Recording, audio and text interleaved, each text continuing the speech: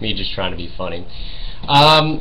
So this video is going to be about the Hexivium, which is the final stage of the Art of Living model that I talked about in a previous video called the Art of Living. Now, the Hexivium is not an education necessarily.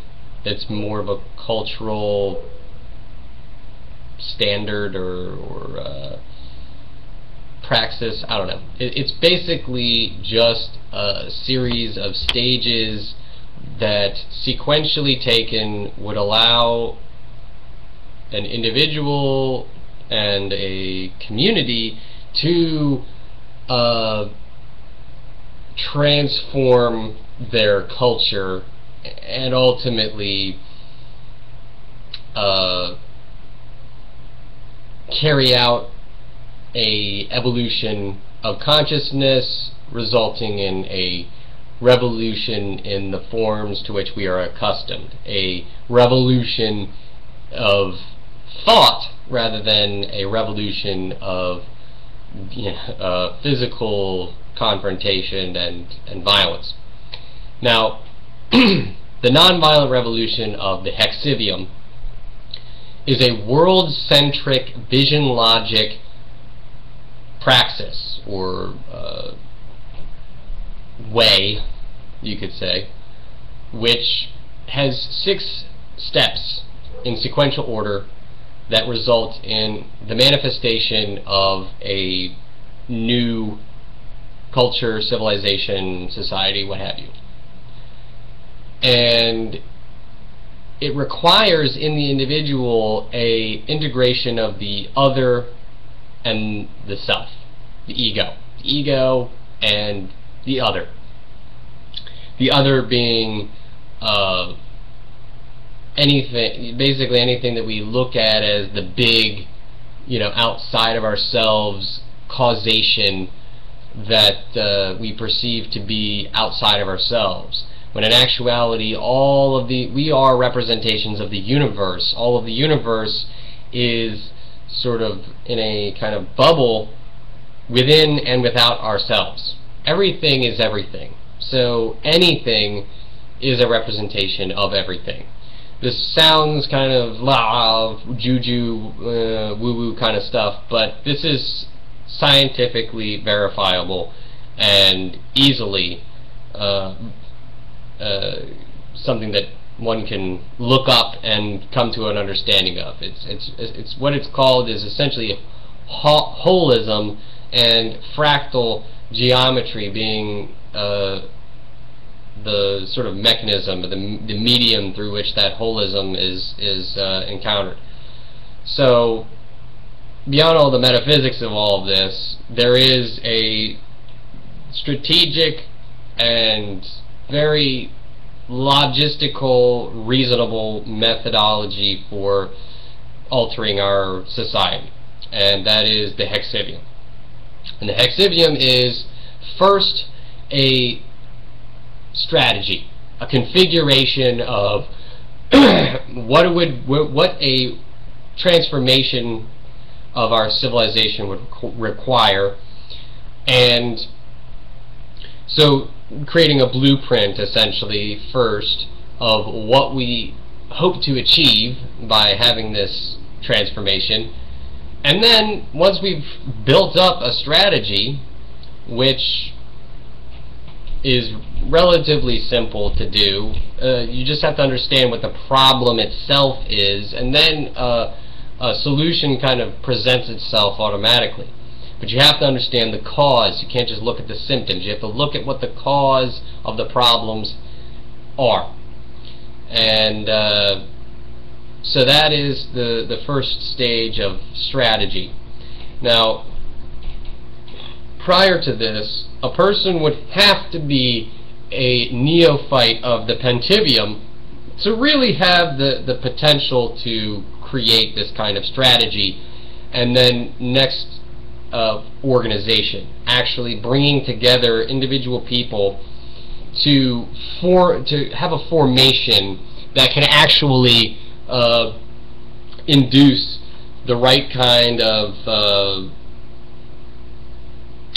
approach to how best to educate people. That's the next stage of this, is to educate people who are not yet within the mentality or the kind of community, or the people who are not like-minded, essentially, to educate those people however you can, which then is in this process, it's actualization. The rubber hits the road with education. Once we've started educating other people, it's a matter of time before the mastermind, the synergistic component of all of this, starts to take place, wherein all the people who have been organizing and educating and the planners and so forth start to then transcend just the education bit to a communication. By that I mean a transmission of information to a mass of people. For instance, having seminars and conferences and so forth that are expressing these ideas, and ultimately this is a dissemination. We're disseminating the ideas to a broad spectrum of the public, and once this has been done for effectively enough time and with enough gusto, the inevitability is a transcendence. If you keep the momentum going by having a strategy, by having an organization, by having an education, and by having a mastermind that then disseminates these kind of informations, the manifestation or transcendence of the forms to which we're accustomed is an inevitability.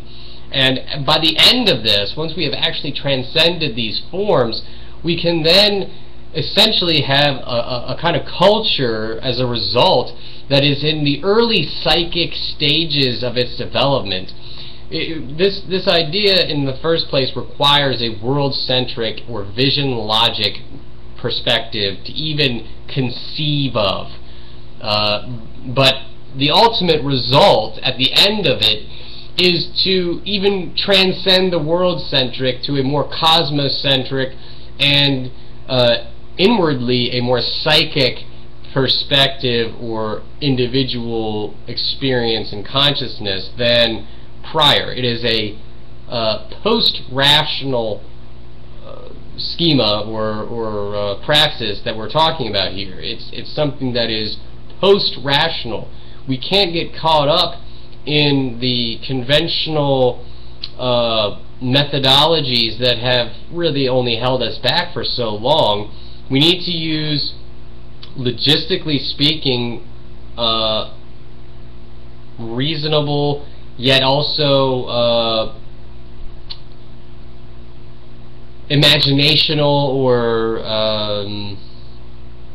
basically new ways of thinking beyond just the pale of what conventional society would have us think of as the best approach.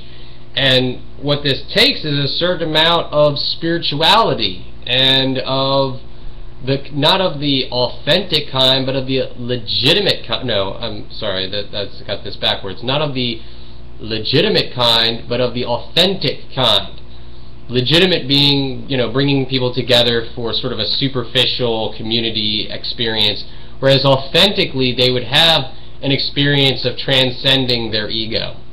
And this is what is really, I believe, the result that has taken place in the Free Your Mind conference and other places. But there needs to be a much greater emphasis on this component, and also to move away from the New Age, which is a pre-rational way of going about things. It's not post-rational, it's pre-rational. There's this kind of magic thinking that crystals and other physical objects have the capability of enhancing your consciousness or your physical apparatus, when in actual fact these things do not do any of those things. That is a very irrational way of thinking, and it only discredits the movement of any group of people to think that things like you know, really just things like crystals or any of the number of sort of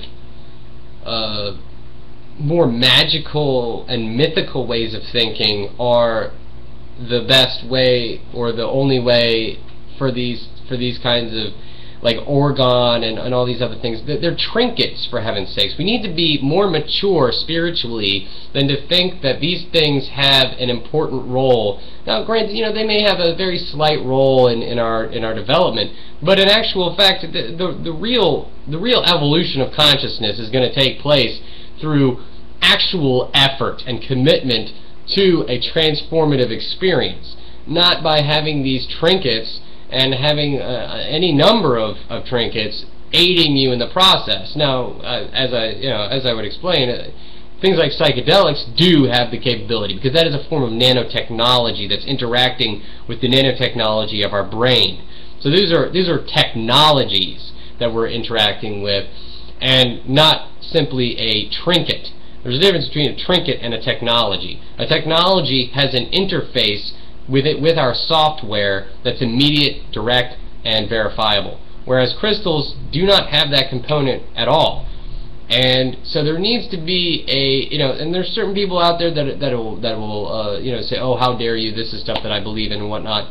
And more power to you, but frankly, it's not my bag, and I don't suggest it to be anybody's bag who takes spiritual evolution seriously. And so this is, I'm just trying to get out here that basically we need to have a more serious discussion of our approach to altering the community and altering the consciousness of our culture. And to do that, I believe that the Hexivium is a legitimate, authentic stratagem for bringing about this change. So is the PENTIVIUM. Working together, the PENTIVIUM and the Hexivium have the potential to transform our civilization from a level 0 to a level 1 civilization. Now I could spend all day talking about this, but I will leave you with that, and I will put the Hexivium, a basic version or a sort of outline of the Hexivium in the description below. With that, I love and appreciate all of you, and I wish you the greatest happiness. Agape, peace. And